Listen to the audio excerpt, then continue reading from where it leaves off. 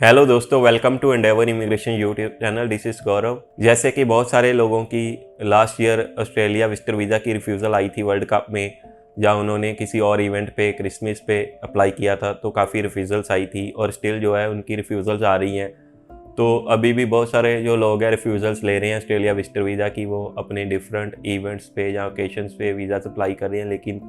जो है वीज़ाज़ काफ़ी रिफ्यूज़ हो रहे हैं। तो इस वीडियो में मैं बात करूंगा कि कैसे जो है आप अपनी रिफ्यूज़ल को जस्टिफाई कर सकते हैं, या कैसे आप जो है अपनी स्ट्रॉन्ग जस्टिफिकेशन लेटर या कवरिंग लेटर बना सकते हैं to convince visa officer to grant you visa. So इस वीडियो को बहुत ही ध्यान से देखना, क्योंकि कोई भी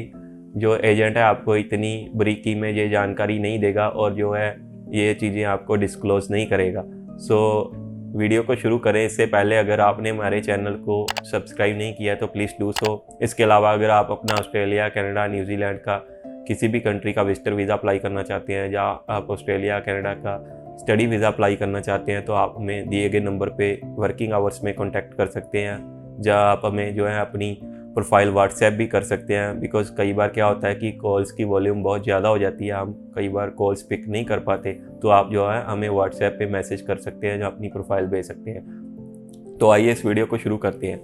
तो सबसे पहले तो जो मेन रीज़न लग रहा है, जो भी लोग इंडिया से अपना विजिटर वीज़ा अप्लाई कर रहे हैं, तो वो मेन रीज़न जो इनका होता है इकोनॉमिक सर्कमस्टांसेस का होता है, जिसमें जो है वीज़ा ऑफिसर जो स्पेशली लिख देता है कि जो एप्लीकेंट के इकोनॉमिक सर्कमस्टांसेस है इन देयर होम कंट्री वो इनफ नहीं है, जहाँ जो उनकी क्लेम्ड इनकम है वो उसको जस्टिफाई नहीं कर पाते, जहाँ जो उनकी क्लेम्ड इनकम है वो सिग्निफिकेंट नहीं है एज जो कि इंडिया के आजकल के लिविंग एक्सपेंसेस हैं उसके हिसाब से। तो उनको लगता है कि ये जो एप्लीकेंट है अगर ऑस्ट्रेलिया में जाएगा तो वहाँ पे जैसे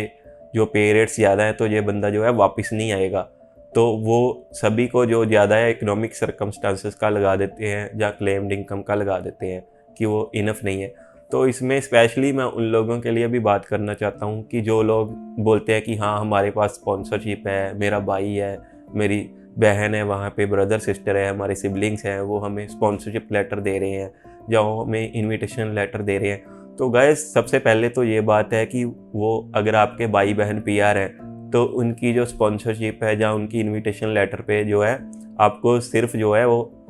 आपके पेरेंट्स को वीज़ा दे सकते हैं। लेकिन राइट नाउ अगर आपके भाई बहन पीआर हैं तो वो भाई बहन की पीआर का या भाई बहन की सिटीजनशिप का कोई भी रिगार्ड नहीं करते, वो एप्लीकेंट की प्रोफाइल देखते हैं कि इसने कौन सा जो है अपना वीज़ा अप्लाई किया हुआ है। जैसे कि हम जो नॉर्मल सब क्लास 600 जब वीज़ा अप्लाई करते हैं तो उसमें जो है वो एप्लीकेंट की प्रोफाइल ही देखते हैं। अगर आप सोच रहे हो कि हाँ मैंने अपने भाई बहन की स्पॉन्सरशिप लगानी है, तो आप जो है अपना फैमिली स्पॉन्सरशिप वीज़ा लगा सकते हैं, जो कि अलग होता है, जिसमें आप कोई भी वीज़ा एक्सटेंड नहीं कर सकते वहाँ पे जाके, जिसमें 8503 कंडीशन लगती है। इसके अलावा अब मैं बात करूँगा उन लोगों की जो लोग बोलते हैं कि अब मेरा फ्रेंड वहाँ पे है, वो मुझे स्पॉन्सरशिप लेटर देने के लिए रेडी हो गया है, जहाँ मेरा कोई एजेंट आपको बोल रहा है कि मैं 1 लाख लूँगा, 2 लाख लूँगा, मैं आपको स्पॉन्सरशिप प्रोवाइड कर दूंगा, तो उससे वीज़ा आ जाएगा, तो उससे कुछ नहीं होगा जब तक आप अपनी जो है प्रीवियस रिफ्यूज़ल्स को जस्टिफाई नहीं करते, या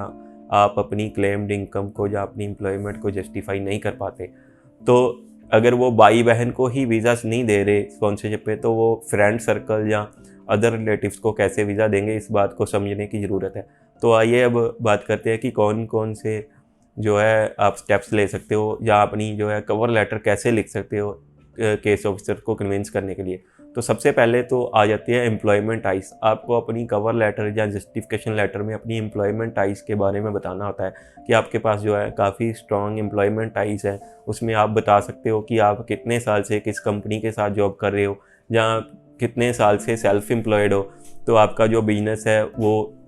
रनिंग में है, जहाँ आपका जो बिजनेस है वो प्रॉफिट में है। तो ये सारी चीज़ें आपको मेंशन करनी बहुत ही ज़रूरी होती हैं, और उनके साथ आपको सफिशेंट प्रूफ्स भी अटैच करने होते हैं। आप उनको वर्बली जहाँ एक कवर लेटर में जो है सिर्फ क्लेम नहीं कर सकते, आपको उसके जो है सप्लीमेंट्री प्रूफ्स भी लगाने होते हैं। नेक्स्ट आ जाता है आपकी नेटवर्थ। अगर आपके पास इंडिया में कोई प्रॉपर्टीज़ हैं या जो भी एसेट्स हैं, आपको अपने नेटवर्थ के बारे में लिखना चाहिए कि आपके पास कितने घर हैं, या आपके पास कितनी शॉप्स हैं, जहाँ आपके पास क्या अदर एसेट्स हैं, वो सारी चीज़ें आप साथ में लिख सकते हो। और मेक श्योर कि आप उनके प्रूफ्स भी अटैच करें, जैसे कि property valuation reports and network report जो कि CA रिपोर्ट होती है। इसके बाद कवरिंग लेटर में आपको अपनी फैमिली टाइज के बारे में बताना होता है। स्पेशली अगर आपके कोई ओल्ड पेरेंट्स हैं तो आप उनके बारे में बता सकते हो कि वो आप पे डिपेंड है। या इसके अलावा रिमेनिंग फैमिली मेम्बर्स, जैसे कि आप अपने स्पाउस को या बच्चों को छोड़ के जा रहे हो, तो इसमें भी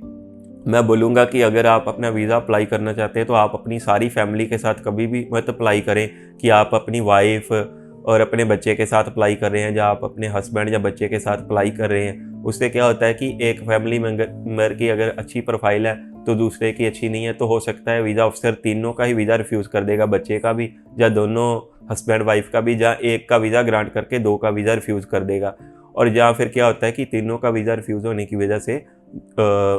फिर कोई भी वहाँ पे नहीं जा सकता। स्पेशली उनको लगता है कि इनकी जो है फैमिली टाइज वीक हो गई हैं, अगर तीनों ये फैमिली मेम्बर्स जाएंगे तो ये वापस नहीं आएंगे, वहाँ पे जाके कोई और स्टडी वीज़ा जो है एक्सटेंड करवा लेंगे। नेक्स्ट आ जाता है आपके जो चेंजेस होते हैं पर्सनल सर्कमस्टेंसेस में, उसके बारे में आपको लिखना बहुत ही ज़रूरी है। जैसे कि मान लो आपने पिछले साल अपना वीज़ा अप्लाई किया था तो तब आपकी जो है सैलरी 40,000 थी, अब जो आपकी सैलरी है 50,000 ले रहे हो आप, तो आपको उसके बारे में भी बताना होता है वीज़ा ऑफिसर को कि आपके जो पर्सनल सर्कमस्टांसेस हैं या इकोनॉमिक सर्कमस्टांसेस हैं उसमें काफ़ी चेंजेस आ गए हैं। नाउ यू आर अर्निंग 50,000 और 55,000 and previous year when you applied to watch World Cup cricket तब आपकी थी जो 40,000 सैलरी थी। तो आपको ये सारी चीज़ें भी बतानी होती हैं। इसके अलावा अगर आपको सैलरी हाइक के अलावा कोई प्रमोशन मिली है आप उसके बारे में बता सकते हो, तो ये सारी चीज़ें आप बता सकते हो। नेक्स्ट पार्ट जो आ जाता है अदर इनकम सोर्स या passive income. Other income source में अब क्या आएगा, मान लो आप एक जॉब कर रहे हो या एक बिजनेस कर रहे हो, उससे आपको 50,000 की मंथली इनकम हो रही है जो कि 6 लाख की साल की बनती है, या 40,000 की होती है जो 4,80,000 बनती है साल की, जो कि आपकी एक फर्स्ट सोर्स ऑफ इनकम हो जाता है, जो आपका मेन सोर्स ऑफ इनकम हो जाता है। इसके अलावा आपके अदर सोर्स ऑफ इनकम्स भी होते हैं, जैसे मान लो आपको कोई रेंट आ रहा है, आपने कोई घर शॉप रेंट पे दी हुई है, या आपने कोई भी शोरूम रेंट पे दिया हुआ है आपने किसी, तो आपको कहीं से भी रेंट आ रहा है, तो आप उसके बारे में भी जो है अपनी कवरिंग लेटर में बात कर सकते हो कि आपके पास अदर सोर्सेस ऑफ इनकम भी हैं, कि आपको यहाँ से 20,000 रेंट आ रहा है इस प्रॉपर्टी से, तो वो भी जो है आपकी इनकम में ऐड होगा। तो मेक श्योर कि अगर आप ये चीज़ें क्लेम कर रहे हैं आपके पास उसके इनफ प्रूफ्स हैं। अगर आप 20,000 रेंट क्लेम कर रहे हो कि मुझे आ रहा है, तो आपके पास उसके प्रूफ्स भी होने चाहिए कि वो जो रेंट है आपके जो है बैंक अकाउंट में क्रेडिट हो रहा है। ये नहीं कि आप वर्बली बोल रहे हो कि मुझे रेंट इनकम आ रही है, आपको वो प्रूफ्स भी दिखाने होंगे कि आपको जो है रेंट आ रहा है। इसके बाद आप अपनी कंबाइंड इनकम के बारे में लिख सकते हो। कंबाइंड इनकम में आपकी जो मेन सोर्स ऑफ इनकम है, जो भी आपका बिजनेस या जॉब है, उसके बारे में बात कर सकते हो। रेंटल इनकम के बारे में बात कर सकते हो। इसके अलावा आपको कोई डिविडेंड्स आए हैं, आपने कोई इन्वेस्टमेंट की हुई है जो पैसिव इनकम होती है, वो उसके बारे में भी जो है आप उसमें सारा कुछ लिख सकते हो कि आपकी जो टोटल इनकम है वो सैलरी से 5 लाख है, रेंटल से जो है आपकी 2,40,000 है, 60,000 जो आपकी डिविडेंड इनकम आई है साल की, आपकी जो टोटल इनकम है 8 लाख साल की बनती है। नेक्स्ट जो आपको बात करनी होती है वो होती है आपके फाइनेंशियल्स की। आपको अपने फाइनेंशियल्स को एक्सप्लेन करना होता है कि आपके कौन से बैंक अकाउंट में कितना पैसा पड़ा हुआ है, कौन सी एफडी है आपके पास, कितना सेविंग अकाउंट्स में है, कितना करंट अकाउंट्स में है, क्या आपके और अदर सेविंग्स की हुई हैं। वो सारी चीज़ें आप जो है कवरिंग लेटर में एक्सप्लेन कर सकते हो कि पिछले साल आपके पास 5 लाख बैलेंस था, इस बारी आपके पास जो है 8 लाख बैलेंस है। बट मेक श्योर करें कि वो जो आपका 3 लाख बैलेंस इंक्रीज़ हुआ है, आपने सीधा नहीं डिपॉजिट करवाया हुआ, वो आपका जो है सैलरी से ही आपने उसको जो महीने सैलरी आ रही थी उसी से आपने जो है सेविंग्स की हुई है। देन आ जाते हैं आपको अपने स्पॉन्सर के बारे में बात करनी होती है कि उसने आपको जो invitation letter, copy of passport या अपना PR ग्रांट लेटर या और डॉक्यूमेंट्स प्रोवाइड किए हैं, तो आपको वो सारी चीज़ें भी एक्सप्लेन करनी होती है कि आपका जो स्पॉन्सर है वो आपको स्पॉन्सर कर रहा है या इनवाइट कर रहा है, तो उससे जो है आपके काफ़ी वीज़ा के चांसेस बढ़ जाएंगे। अगर आप बिना इनवाइटर या स्पॉन्सर के अप्लाई कर रहे हो तो आप मेंशन कर सकते हो कि आप जो है अपनी होटल बुकिंग्स या अपनी एयर टिकट्स हैं वीज़ा ग्रांट के बाद अप्लाई करोगे। So guys, this is for this video today. अगर आपकी भी प्रीवियसली रिफ्यूज़ल आ चुकी है ऑस्ट्रेलिया विजिटर वीज़ा की और आप रीअप्लाई करने का सोच रहे हैं, तो मेक श्योर कि आप ये जो सारे पॉइंट्स हैं अपनी कवरिंग लेटर या जस्टिफिकेशन लेटर में कवर जरूर करें, ताकि जो है आपका जो है वीज़ा ग्रांट हो सके। Thanks for watching this video, see you in the next video.